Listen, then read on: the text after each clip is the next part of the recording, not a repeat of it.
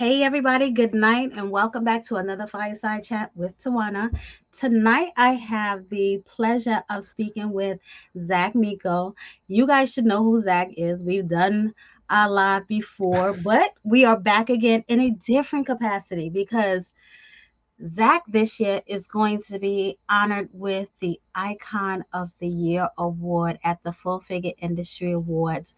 And this award is sponsored by Big Fig Mattress. So shout out to Big Fig Mattress. We appreciate you. Zach, what have you been up to since we last chatted? Oh, well, first off, Tawana, thank you so much. I am so humbled and honored. The Full Figured Industry Awards have always been so supportive, not just of me, but the entire plus modeling community and plus fashion community. And y'all are doing stuff and recognizing the community in ways that no one else is. So thank you so much. It really, Thank really you. is an honor. Things are good. Things are good. Modeling has been and anyone in the industry will tell you that it is a rocky time for plus size fashion in Yes. general. Yes. Um, a lot of brands are taking step backs right now. A lot of things are changing. It's an election year. People hold on to their money.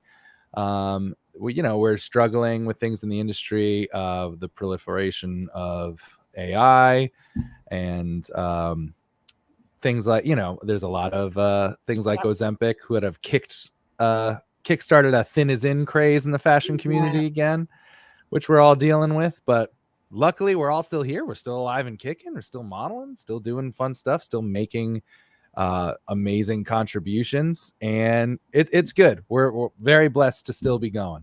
This is true. I amen to that. Mm.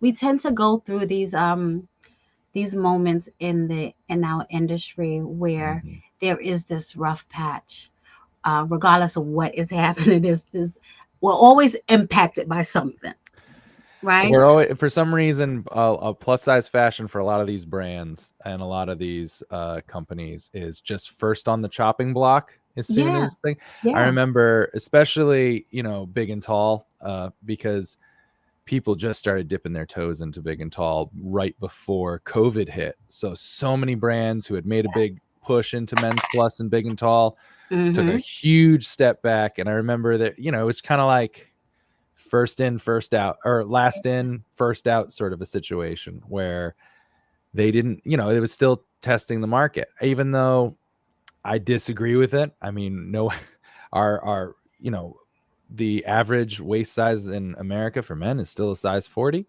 So there's still more than half of us are plus size, and taking a step Mm-hmm. back, I think it's a short-term solution. A lot of these brands are not set up with long-term goals in mind anymore the way they used to Yes. be. Everything's Mm-hmm. about appeasing everything's about appeasing the shareholders and getting quick Yeah. returns and infinite growth and all of these ideas that aren't sustainable.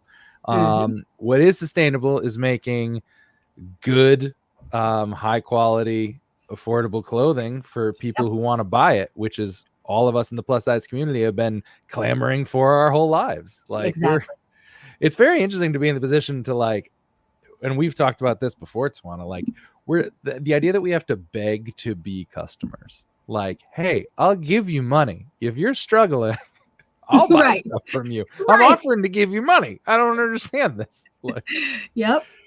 Yep. oh, It is. It because is very strange to me. It is mm-hmm, you said it like we are always up first on the chopping block, mm-hmm, right? mm-hmm. But we are the majority, We're the which majority, and we're the most steady customers as well. right. So it's I know on the men's side, there's a lot of brands who the top selling men's brands Mm-hmm. um, almost do zero advertising in big and tall that they make big and tall, like almost zero. It's just, and they reap the benefits of just people being desperate and people just Mm-hmm. needing clothing to go around, and that we live in a society where you need to be dressed. Yep. And so there's still, and I never thought a decade of modeling later that there'd still be this much blank space in the industry kind of waiting to be filled. But the problem is It's very expensive to get into clothing nowadays the way you want to, the way to do it Mhm. sustainably. Because a lot of these big box stores, you know, they're getting stuff made overseas for pennies on the dollar, Yep. and it's hard for a small brand to compete because, you know, you want to make stuff in the United States, you want to make Mhm. stuff with high quality, you want it to be sustainable, so you have to charge a certain amount for it. And that kind of, and you know, I've done that with my own, you know, I've dabbled in clothing lines and whatnot, and it's true. It's like, it's hard when Walmart is selling it for $5 and you're Yep. like, I can't physically make it for $5. There's some shady stuff going on if they can sell it for $5. Right. I Very was true. like, there's some weird stuff going on down the pipeline that you might not want to examine if they can afford to make it for $5. So, Yep. And the saddest part about it is that we will spend that $5 with no problem. but it's hard, you know, times are tough for everybody. I Times get are it. tough. I get Times it. are You gotta, you know, cut corners wherever you can. So, yeah. and a lot of these big brands are taking advantage of that, sadly. Yep. Yeah. Absolutely. So let's get back to the modeling part, right? So Yeah. for the Let's get people back who to the fun don't stuff. know, you correct me if I'm wrong, but Mhm. you signed in you became a sign model in 2016, right? 2016. Yeah. I started 2016. modeling in 2015. I did a campaign for Target, was on Good Morning America and the New York Post and the New York Times and all that fun stuff. And that's when I started chatting in the background with IMG, Mm-hmm. before, because there had never been a signed plus man to IMG or any major agency at that point.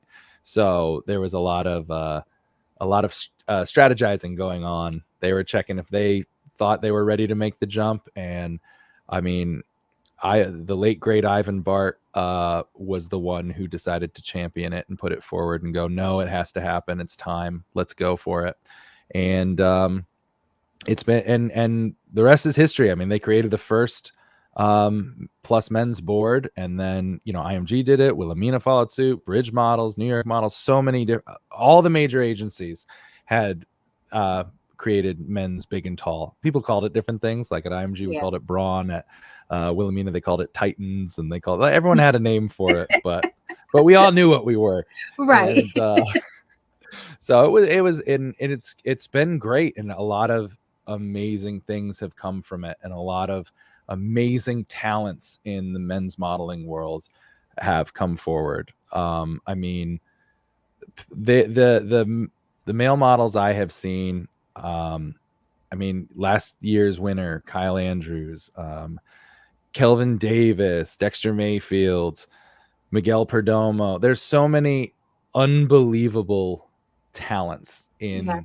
in the plus men's modeling world, and they're just begging. I mean, Thaddeus Coates, Swizz. I mean, everyone is just ready. We're ready to break out. We've been ready to break out for a decade, and I feel like I feel like it's still coming. That's the thing, is we're not going. Plus size people don't cease to exist because they came up with a new medication. Right. Like, True. we're not going anywhere, and people are always going to want to see themselves represented. That people are always want to find people that they can identify with. So, you know, it's just a rocky moment for plus models, but it's still an inspiring and incredible moment. And there's so much talent, and there's so much diversity, and there's so many powerhouses just breaking barriers every day, and it's so exciting to be a part of.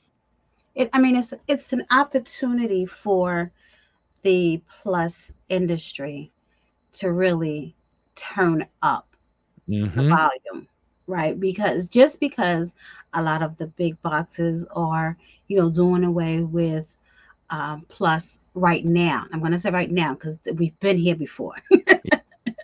We've ridden the wave. We Right. did the heroin chic in the '90s, wherever it Yeah, all went they'll be away. back. They'll be Uh, back. But it's a great opportunity for us to really turn up the volume yet again and mhm. just remind them that, we've been here before. We haven't Yeah. gone then, we're not going now. And So there's luckily some brands that are weathering the yes, storm, if you will, that are like, no, we do great with our plus male models. Why would we ever, take a step back? And right. I'm very blessed to work with some of them. So, Yep. And it's a great opportunity for, the male models to really just, again, like I said, turn it up. Now we're going to push even harder mm-hmm, and support these brands who did not turn their back on us. mm, So let's go and just buy stuff, honey. Buy Christmas gifts now, I know. like I know there's a lot of good summer sales. yes, Actually, the best thing is right about now, buy that like towards the end, wait until August, start buying summer stuff for next year because it's true. going, Yep, especially like, or yeah, if you actually right now, July, if you want to start buying your winter coats, this is the time to do it. You're going to get them for nothing. It's great. true. Very true. But yeah, we have to support the brands that, Mm-hmm. that support us. So this is a great opportunity to do so. And even our smaller brands, the boutiques, our Mm-hmm. designers, now is a good time to really start supporting these brands because we don't want them to start singing the same song. Well, no Yeah, one's buying anything, so why should I make it? I know. So let's go ahead and just support. I know. I think a lot of and that would be such a tragedy because there's so many smaller brands and boutiques that are doing just God's work and making they're providing options that plus size people have never had before. Right. And plus size people are better dressed than ever because of these brands. And and it's a tough time. It's hard to ask anyone to spend more money right now. Right. I don't know of anyone who's doing good. Like when Right. I talk to, I don't think I've talked to anyone who I'm like, "How you doing?" Great, everything's awesome. Everyone Right. knows it's always that. How are things going? They're going. Yeah. We're getting through it. That's what it's gonna be right now for a little bit. At least Yeah. until the election's over, it's gonna be a lot of listen, we're getting through it. We're going. We'll Yeah. see. We're pushing forward. I know. We all just got to know that that's the best part of having a community like this is to remind each other. It's like, oh no, we're all here. We're all going through the same stuff. We're gonna hold hands. Hmm. We're gonna get through it. We're gonna get out on the other side, and we're gonna rise as we always do. Yep. Yep. We're gonna ride this wave together. Mm-hmm. So you talked about you dibble dabbling and clothes designing as well. Mm-hmm. So in 2020 you started a brand, Miko's, right? Yep, It was Miko. Miko's. That's correct. Miko. Yeah, I started a swimwear brand in 2020 called Miko's. Our first collection was with King Size, an awesome big and tall brand for I think they've been around for 70 years at this point. So Hmm. you've every single one of your grandfathers has a catalog of them somewhere, and so do your dads. They're there. They've been shipping catalogs for 60 years, I believe. Great brand, great partner. And yeah, we're seeing we launched we of course started this brand January 2020 as Hmm. the best time to start a business. Right. So but things have been really good. We've had 4 years of great swim collections and great resort wear collections, and we're really really happy. And I'm really excited to see kind of what's next in the Miko's chapter. I want to I've long wanted to expand the line, and we're gonna see what happens. So it's been a lot of fun. I'm definitely excited about that. Yeah, We will definitely make sure we share as well because please do. we just Yeah. talked about we have to support our brands. Oh, absolutely. So I did jot down a couple of questions because I know when we tend to talk, we talk. I can talk for hours about nothing. So yeah, anytime you need to Same, keep me on task, just let me know. Yeah. all good. So speaking of Big Fig, our sponsor for the Icon of the Year award. Hmm. So you served on their advisory board, I correct? do, which is not why I won the award. I hope. Still, Um, no, you know what? I'm joking. It is not. I'm It joking. is not. I think I was honored before they were sponsors, so I think it Absolutely. counts. Perfect. The great thing about it is that when they heard, Mm, because we had been in talks with them anyway about coming on board this year, and when they heard they were just like, "Oh yeah, can we do that?" And it was Oh, like, "Oh yeah, absolutely." they're a wonderful brand. I've worked with a lot of brand, mostly in clothing, but I've worked a lot of brands in the plus size community in general. And Big Fig about 3 years ago, 2 years, 3 years ago, did an amazing thing. For one, they're the first mattress specifically designed for plus size people, which is awesome. I'm not going to sound like a commercial, but I still think they're pretty amazing. But they did something really incredible that I'd never seen another brand do, where they were a new brand um, that had a wonderful product and a wonderful idea. And Mm-hmm. they sat down and they looked around their board table at each other and say, hey, we make a product specifically for plus size people, and none of us are plus size. So what they did is they put together the Big Fig Collective, which is a group of 8 to 10. It varies, but like an amazing board of diverse plus size voices that meet every single quarter, literally just to discuss what is going on in the plus size community, what we need, what matters to us, what echoes with us, how we feel about the branding. And they make sure that they have their finger on the pulse of their consumer at all times. They really have made, and I've watched them change and grow with every little bit of input we give them. It is so amazing to work with a brand that cares, that really cares about their customer, because that's not the case anymore. Again, I don't want to get like business pessimistic, but most brands don't care about their customers at all. And Big Fig feels like they're changing people's lives. I know I didn't sleep. I didn't know this. Mattresses are rated, all mattresses, almost all, are rated specifically for people 250 pounds and below. I don't know. I think I was 14 the last time I was 250 pounds. So it's like, so I grew up my whole like adult life just thinking, well, yeah, every mattress has like a C-shaped divot in the middle of it, and you sleep in your little hammock nook, and Right. that's what. And I didn't know that mattresses aren't supposed to do that, and for our straight size companions, that doesn't happen. It's just so the fact that plus Big Fig's rated to like 1,100 pounds. It is so supportive, and it's I didn't know I was missing the sleep that I was, and the fact that because it's not just a good mattress, and especially Big Fig, it's not just a comfort, it's not just a luxury, it's a healthcare product. I've seen people's lives change from finally being able to have something that supported them and met their needs. And because so many times in the plus size community, we just got to take what we can get. We just got to Right. deal with it. So the fact that they're addressing problems and really tapping in, I think Big Fig is one of the most amazing companies I've ever worked for. I do love the fact that they do have this committee. Oh yeah. You know, And I things don't get, know. it's a eh, great, like it's a wonderful group, but like we get into it. Things get deep, and things get very passionate. We're a very outspoken group, and it's so wonderful. It's so, and no two people are alike. We really represent every little aspect of the plus size community. They've done an amazing job assembling us. And it's great that they listen. Mm, They listen. It's they do. not we're telling you exactly, what you want to hear. We're telling you what you don't want to hear, and then you're listening. Yeah. I wish that other brands, and it's not to say that there are not any other brands that do that. I'm sure there are, but I think every brand should do that. Especially if you're specifically trying to you're making products specifically for the community.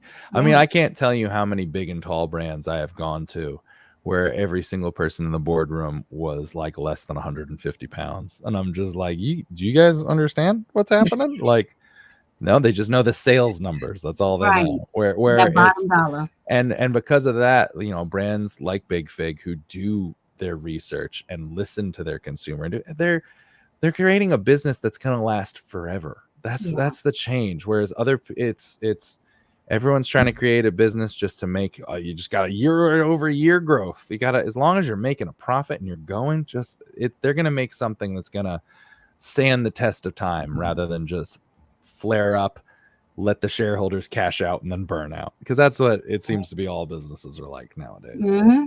True. And hey, Becky said it is a smart business move for businesses to get to know their customers. No You know what's kidding. Yeah. crazy though is I know for me when I got into business, my very first business had a mentor at the time, and I will never forget 101. Know who your customers are, Mm. talk to your customers, and listen. And I think people forget that as they start making more money, it's like, I'm not listening to my customers. I'm just following this dollar, you Yeah. know?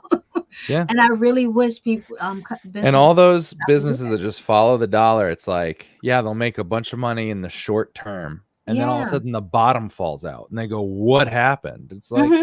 you pissed people off. You didn't listen to people long enough Right. where they're like, why am I buying this? Why am I doing this? Exactly. It's a really rare thing nowadays. So it's great that there's a lot of brands, not just Big Fig, but so many other plus brands that are listening. There's that no one's ever gonna the one thing people are not shy about is telling you what they want and what they're looking for. Hmm. They'll tell you right away. And if you ignore it, you cannot complain about anything that happens later. It's like, oh, they told you what they wanted. They told you what they were looking for. Yeah. Yeah. So I have a question. This is a bit of a curveball. Great. Let's take a curve. So if you could have one superpower Ooh, fun. to help you continue promoting diversity and body acceptance in fashion, Oh. what would it be?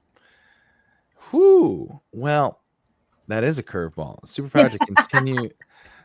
Because I got the superpower. I've known that since I was like 4 years old. Which superpower I want? I want the power. If I can stop time and like move things around during time, I think there's nothing you can't Ah, do.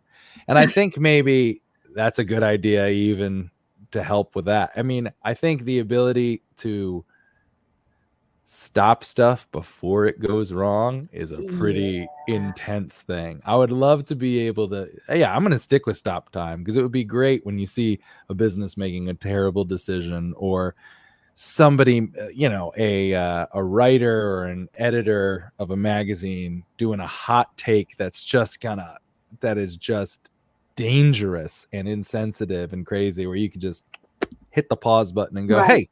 hey, before you do that, let me let you know, hindsight's 2020. So let me get to you before before you have to use that, because it's just, that's another thing. It's like, everyone, social media wants to have a hot take nowadays. Everything has to be, there's a lot of anti-fat and anti-plus things coming out right now because it causes controversy, which drives the social media algorithms. And it's just not good and not healthy for anyone in the long term to Yeah. just be spewing hate at all times. It would be great to be able to pause that and nip it out. That's my superpower. It's just, I love that.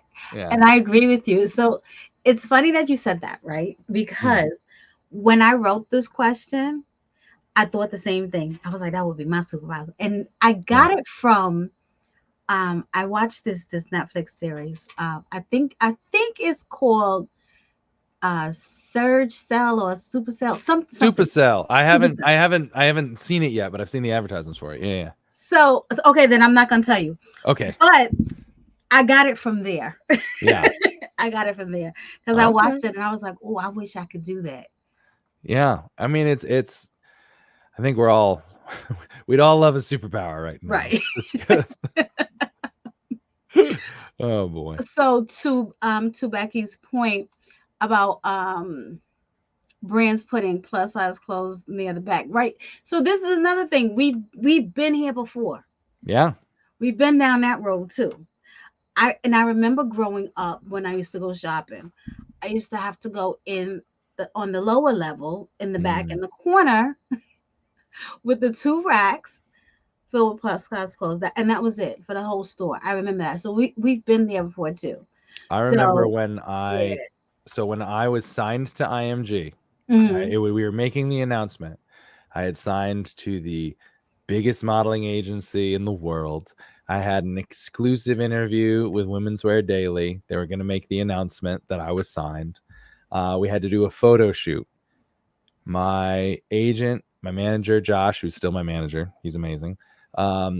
We went to Macy's in Herald Square, the world's largest store, literally the biggest store in the entire world.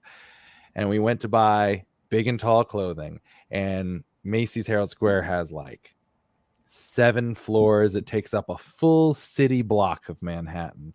And the plus side, the men's big and tall section was about 8 feet by 8 feet on the 4th floor in the corner. And we went in there, as like, you can have a white dress shirt and gray sweatpants. That's all that's it. You can have those 2 things. And I was like, I don't know if I don't know how good that's gonna look. So, it's just funny that, like, and I remember I was on a panel in Australia once where I was asking someone why we were talking to a brand, asking why they didn't offer larger sizes. I think the biggest they sold jeans. Their largest size was a 40. I'm a 40, or I wear a 40 or a 42, so I was their largest size, and I was like, that's the national average in America. Why don't you make larger clothes? Mm-hmm. And they said, oh well, our research shows us that big men don't buy clothing. And I said, okay, but you don't sell clothing for big men. So your research says that you don't sell a lot of bananas either, because you don't sell bananas. It doesn't make any sense. How do you know what people will buy if you do not offer it? Your research means nothing. Like, you didn't try stuff out and it didn't sell. You just don't offer it. So of course no one's going to buy anything you don't offer. So but that's their mentality a lot. It's for a business, for a world like fashion that is so cutting edge and on trend. Yeah. The back half of it is so old school and so slow moving and so resistant to change. That was actually really funny. Yeah. So I bet your research would say that nobody buys bananas because you don't sell them. I don't know. It's just like, it makes no sense to me. But oh my gosh. So far you have been in multiple campaigns, like a lot. I've been lucky. Yes. You've been blessed. Yes, I've been blessed. Definitely. So of those, when at this point, when you look back, do you have that moment where you pinch yourself and say, this is real, or you've already come to the conclusion that, yeah, this is my life? I still am not convinced it's my life. I'm still waiting for it all to, like I always say, I'm always waiting for it all just to go away. Then I go, oh, that was fun. But there's the 2 big campaigns that I did that I can't believe I did. I did a campaign shoot for Dolce & Gabbana. Sweet. Didn't see that coming. Wow. Went to Lake Como in Italy and did a full Dolce & Gabbana shoot, where not only was it just that, oh, I was a plus size guy, and yeah, I did their sportswear and some suits and stuff, but no, I did a full shoot for their jewelry brand where it was just me nude, with the exception of like a silk toga and like just covered in jewels. And I was like, there's no way someone's paying me to do this. Like, I'm not the guy you do. So that was amazing. And then I was in the Savage X Fenty show Volume 4, which I did not expect to ever receive that phone call either. Sweet. And it was an amazing experience. And I just never those are 2 of the jobs I never expected to be a part of. Nice. Is there one, I'm not gonna ask you which one, but is there one you could have did without? Oh, absolutely. There are ones that there's plenty of ones where you show up and you go, like, I made a post about this the other day. I'm like, people forget that as a male model, I don't know what I'm wearing until I show up. And there's stuff that I have worn that I hope those photos never see the light of day. But I paid my rent that month, so it's what it is. I hear that. Yeah, it's kind of like, oh, I don't want to do that. I got bills. All right, All let's go. right, let me go do it. I'm not digging ditches in the sun. Let's go. Let's like it gets to things could be worse. So when Uh, you're not busy modeling, mm-hmm. running a swimwear brand, or advocating body body positivity, what does a typical day in the life of Zach Miko look like? Well, I am a father to a beautiful 4.5-year-old girl. Yes. So me, Emphasis on beautiful. oh my God, she's spectacular. So me and my wife, every day is most of our days are dedicated to her. She goes to preschool, she goes to summer camp, so we get stuff done during the day, but love waking up with her every morning, getting her ready for school, doing that. Um, when she's off at school, we're working on our different businesses. Me and my wife, we also have a mobile coffee shop business that we started Wow. this last year. Gotta always be diversifying. Gotta Yes. get things going. So that's been a joy. I mean, I've wanted to own a coffee shop for you. That was always like my like Gilmore Girls retirement dream, was to just Oh, have a little coffee fine. shop one day. So we're working our way towards that. We have a wonderful mobile coffee shop trailer right now, and maybe we'll get a coffee shop down the road. Other than that, I'm a writer. My main thing is I've been trying to I write mostly nonfiction. I write a lot about the industry. So I write a lot of different essays and whatnot about that. I have a book that if anyone wants to buy, any of you publishers out there, I think is a lot of fun. But yeah, pursuing my career as a writer, and then just trying to keep my modeling game as high up as I possibly can.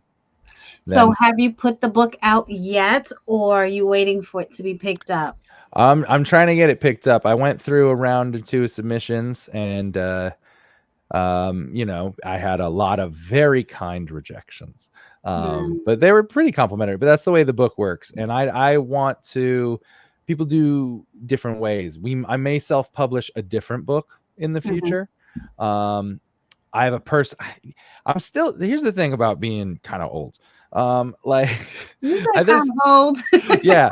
So I feel like our generation is, things have changed so much. You can make you There's people becoming multimillionaires in their bedrooms on TikTok. Like, these young kids are making these just amazing careers for themselves, Yeah. circumnavigating the traditional publishing, the traditional entertainment industry and all that, and they're doing a phenomenal job. I don't know if it's the way I was raised or what, but there's that little part of me that I'm like, when I feel like if I do it the traditional way, like I get a top 5 publisher or something, it's almost like I don't want to say that I did it the right way. There's no right way to do it, but I don't know. It just, something rings in my heart. It's like I want to win by those rules, and eventually I'll get tired of those rules and shirk them off like we did with everything else in our industry. Because actually, and I'm thinking about it, if we played by the rules, there wouldn't be a me, there wouldn't be a Full Figured Industry Awards, there wouldn't be anything. So we True. gotta. So breaking the rules has worked out well, but I don't True. know. It's the same with like I pitched a TV show for a while to like traditional services, and got real close a couple times, but nothing was ever picked up. And it's like, yeah, I could produce on my own, but I don't know. I don't know if it's the validation I want by going the traditional route, but we'll see. We'll see. I think I want to force the industry to change rather than change for the industry, if that makes I sense. hear that. Yeah. I wrote two books, right? Mm-hmm. The first time, because I had the same mentality, right? The Yeah. first time I was like, oh no, I want to be published somewhere. Yeah. So I did it the traditional way the first time, and then I didn't like it. Mm-hmm. Too It's many not a fun rules. industry. Yeah. Yeah. Too many rules. You're not gonna tell me what to do with my Yeah. book. Yeah. And so the second one, I decided I was going to self-publish. Mm-hmm. So I checked those off on my bucket list, and I can move on with my life. I Oh yeah. don't want to write any more books. Like that was just on the to-do list. Did Yeah. it, moved on. Yeah. Yeah. Yeah. Yeah. I think that's my thing. Is I have dreams of just being a writer. Like that's so romantic to me. And so I doing love that. traditional publishing is a good way if you become if your books become successful, to do Yes. that. But also my first book, the one everyone passed on, was a memoir. And like, if I was doing an advice book, that's one thing. If I was doing a fiction book, that's another thing. But because I did a memoir my first time around, and people were very complimentary, everyone seemed to like it. They just didn't seem to have a place for it. I don't know. It felt kind of conceited for me, being like, I know y'all said you don't want to hear my story, but I think it's pretty important you hear about me. Like, it's different if I wrote a novel, because then I'm just like, no, I believe in it. It'll find its audience. But because it's like a book about me, I'm kind of like, I felt kind of, I don't know. Just everything I do is just based on how it feels in my gut. Every single thing I've ever done. So I've just been, it's worked out following it so far, but That's right. Go yeah, what you got. Stick what you got. we'll see. And I do believe I'm going to publish one day, whether it is, I mean, I've published, articles in magazines and whatnot, which is awesome, but I'll publish a book one day, whether it is on my own or through a publisher. And I will get to the point where I'm like, all right, I'm putting it out. Here you go. Yeah. But I'm not there yet, right? I'm going to keep playing by the rules for a little longer, and we'll see what happens. I hear you. Becky, I'm gonna get to your comment in 1 second, but if you guys are just joining us, I'm chatting with Zach Miko, our icon of the year for the Full Figure Industry Awards, sponsored by Big Fig Mattress. And as you can see, we're just chatting here. So thank you for joining the conversation. Absolutely. Becky said, "Is is big and tall male fashion still stalled?" I think right now I everything wouldn't say still stalled, Becky. I would say restalled. If restore. that Yes. makes sense. Because we got taken off stall for a while, and we were just going gangbusters, and then now we're a little stalled again. I mean, Right. but the way it is, it's the 3 steps forward, 2 steps back mentality. Mm-hmm. We're still farther ahead than we were, and True. that's what you get. And we're gonna, same with the plus size industry. It's like there's always gonna be step backs, but Yeah. each time we move that goal a little further, and it's never gonna go all the way back to where it was. It's like, True. so it's just part of the game. Just got to Yep. keep moving forward, because it's right now. It's 10 years ago, the idea of a plus size male model was so preposterous, Mm-hmm. and now everyone knows they exist, or at least most people do know they exist, and like, it's not a foregone conclusion. Right. It's, you might not see him as much, but it's a thing. Like, same with in the women's industry, it's still going. They're still moving. There was another part to her question. A few years ago, I remember this too, Becky. Full Figure Fashion Week. They had a men's panel, and they all talked about having to go to plus events and hoping that you all didn't come to the events wearing the same thing. Oh, I I mean, know. us That's women, so, we still have that problem. I know, but for a while there was only one. There was like one. True. God, I remember showing up one event, and there was like a bunch of us looking at each other, and I'm like, "Is that Shaq's suit from JCPenney?" And they're like, "Yeah." And I'm like, "Yeah, me too." Like, we're all just where Shaq could come out with the JCPenney line, and like 7 of us were wearing it, and it's like, yep. Well, it fits. I don't know what to tell you. Like, Isn't that so sad though? it was funny. It was good, but it was like, oh yeah, it's just him. We're all wearing it right now. All right. So, any guilty pleasures or innocent self care routines you have that you can share with us? I mean, tons of guilty pleasures. I love just rotting on the couch more than anything, or not more than anything, but I love it so much. I can just put on a terrible show. Like, when I first met my wife, she told me that, she's like, "We're gonna break up if you don't stop." She goes, "Every day I come over and you're watching Jerry Springer, Maury, and like Judge Mathis," and I'm like, I love it. I love No it so judgment. much. No judgment. And so I had to stop. I was like, but that's a big guilty pleasure. I don't know why. It's just like, I love bad TV. I love really bad television. I'm watching a show right now that my wife thinks is awful. And I think she's like, this is badly written. Is that? I'm like, I like it. I just like bad TV. So I think what it does is it helps you slow down. It's anything that helps me slow my brain down, because I'm thinking of 1,000 things at once all the time. That's always my big self-care guilty pleasure, is being able to find even just 20-30 minutes in a day to just literally turn off for a little bit. True. My Yeah. guilty pleasure is I love watching Ratchet TV. Yeah. Oh, I Love, love it. I love watching two of my favorites, Real Housewives of Atlanta Mm-hmm. and Married to Medicine. Ooh, I haven't heard of Married to Medicine. Yeah, I I love all mhm. that stuff. I saw what's the show that I just started getting into because it pops up for Below Deck. I'd never seen that, where I they're saw that one. it's the service. It's like the waiters and the bartenders on like a Yep, billion the dollar one yacht about the that's for yacht. sale, and Yes, they're just it's so trashy and off. I love it. I love trash TV. I love it. I saw a couple of those episodes too. Yeah. Me too. Oh And like man. you said, it's just a way to just turn off your brain.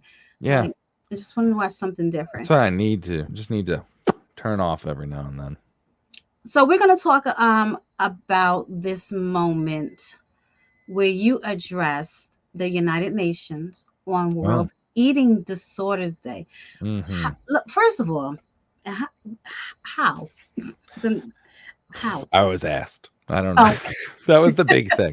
I was asked. but that's a huge deal. Congratulations to you. Thank you so much. And it's funny. I think sometimes you got to remind yourself of your own accomplishments, Yes. especially when things aren't like, because it's so easy to get down on yourself. And that was like a month ago, and already I'm like, I forgot that I don't forget that I did that, but it's like, but no, I was invited by the National Alliance for Eating Disorders and the Mental Health Coalition to sit on a panel and talk about it, because it was World Eating Disorder Day of Action at the United Nations. Mm-hmm. And I was asked if I wanted to speak from the male perspective, because I grew up with eating disorders. I started right before middle school, and it wasn't, I didn't find any sort of relief or treatment for that or until I was out of college. So, it was a long time. There's a lot of stigma, especially with men. There's a lot of stigma around eating disorders in general.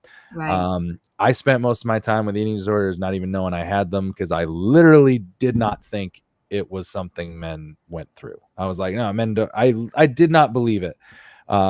Because I had never seen anyone else talk about it or anything like that. True. So, and that's one of the reasons I when they invited me to speak, I was so excited to do so, because if I can remind just one other person that that someone else has gone through it, that's all I needed to know when I was younger, is that it's something that other people go through besides me, and that are people that reminded me of me. Mm-hmm. Because I remember I spent so much time, I had female friends who had eating disorders, and I was trying to help them through it and love them through it, and meanwhile I was doing the exact same thing to myself and just didn't even realize it.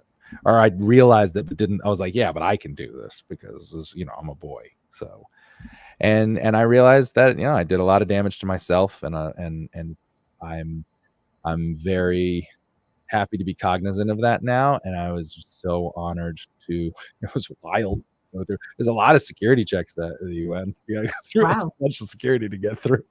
Well, I'm sure the United Nations. Oh yeah.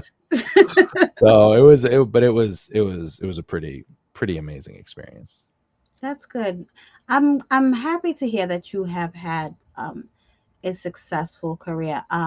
So I'm gonna ask a couple more questions and then we're going to close out. The first thing is Becky Jarvis wants to know how you got into modeling to begin with. Okay, so the quick and dirty version is I moved to New York to pursue a career in musical theater. And then when I got here, I realized that I was hopelessly outclassed by everyone else who worked in musical theater. People on Broadway are very, very good. So I had turned from theater to film and TV, and had some successes. I said a couple lines on a couple cop dramas, and I did a couple small commercials. And my manager, who did a lot of commercial work with me, called me one day, and she's like, "Hey, what's your pant size?" And I was like, "Oh, why do you want to know?" And she sent me, and she's like, "I got this gig. It's for Target. They want to see you." So I went in for a casting for Target, and I had done print before, but not for clothing. I had done print, like this was modeling. Whereas like print I did one for like ESPN and one for like Allstate, where you're just like, ha, and you're just making a funny face and they take a photo and that's it. But this was like real modeling. So I went in, did a casting, absolutely nothing fit. It was really weird. And then I walked away not thinking I got it. And an hour later, they called me and booked me. And so I did a bunch of shoots for Target that got picked up by somebody, actually Bruce Sturgill at Chubster. Amazing. Yes. Bruce. He noticed it on the Target website. He saw me and is like, did Target sneak in a plus size guy into their lineup? And he wrote an article about that. I saw it. I reached out to Bruce and said, hey, that's me. Let's talk. So then I did an interview with Bruce, and then Bruce's interview got picked up by BuzzFeed, by Huffington Post, by Yahoo, by Daily Mail, everyone. And then I had people reaching out to me. I got reached out to by the Good Morning America, the New York Post, all these things. And they all ran stories on it. And while that was happening, the late, great Ivan Bart saw a story about me. At this time, they're like, first plus size model, blah, blah, blah, blah, blah. All I'd ever done was like 2 shoots for Target. I hadn't done that much. But the late, great Ivan Bart saw me in the New York Post article and decided he wanted to launch the IMG Braun division with me. And we had a lot of amazing meetings, and he was an absolutely incredible mentor to me. And then that's history. That was 10 years ago, which is wild to think about. Wow. How about that? I don't know. Who knew? Who knew? Well, you guys, make sure you are saving the date, November 2nd, the Full Figure Industry Awards. Zach Miko is one of our honorees. He will be receiving the Icon of the Year award. So come out and support. Tickets are on sale, thefires.com, THEFFIAS.com. Make sure you are following us on social media as well. We will be announcing our People's Choice Award winner shortly. I believe it comes out. Let me not drop a date. We will be announcing that shortly. Nice. So stay tuned for that. And yeah, I appreciate everybody for tuning into this conversation. Congratulations again on your well-deserved award, Zach. Thank you. I'm trying to say your name and read Becky's comment at the same time. She says congratulations on your award as well. So thank you, Becky. Say hello to the family for me, and I look forward to seeing you in November. Oh yeah, we'll be there. Thank you so much. And again, thank you for all the work that you do and the Full Figure Industry Award does, because it's y'all are such an amazing organization, and nobody upholds and celebrates the plus industry like y'all. So thank you so much. I appreciate you. Thank you, and I appreciate you. You have supported us from the beginning, and I really do appreciate that. Thank you. I'll keep guys, doing it. Yes, we're gonna keep doing it because we are not going anywhere. All right, guys, thank you so much for tuning in. Really appreciate everybody, and make sure you save the date, November 2nd. We look forward to seeing you there. Good night, everybody.